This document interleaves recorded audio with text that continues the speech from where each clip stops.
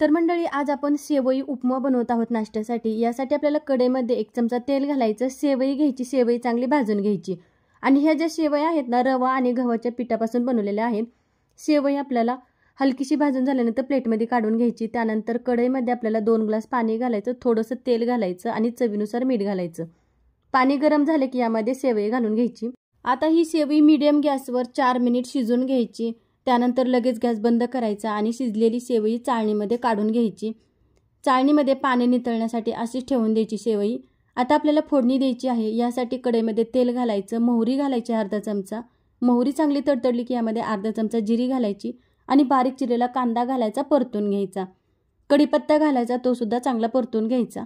आता यानंतर बारीक चिरलेलं गाजर, वटाणा आणि बारीक चिरलेली हिरवी मिरची घालायची। भाज्या परतून घ्यायच्या। हळद आणि चवीनुसार मीठ घालायचं, मिक्स करून घ्यायचं। यानंतर यावर झाकण ठेवायचं आणि फक्त 5 मिनिट भाज्या आपल्याला शिजवून घ्यायच्या आहेत।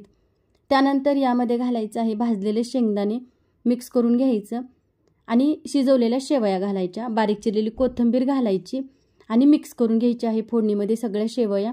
व्यवस्थित मिक्स करून घेतले की यावर झाकण ठेवायचं आणि फक्त 5 मिनिट आपल्याला ह्या शेवया शिजवून घ्यायच्या आहेत।